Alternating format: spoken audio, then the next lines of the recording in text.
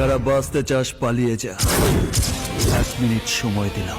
এই, আমার এলাকায় দাঁড়িয়ে আমাকে হুমকি দিচ্ছিস তুই? তুই একা? আমার লোকগুলোকে দেখ, তুই আমাকে মারবি? তোকে কে বলেছে বে আমি একা এসেছি?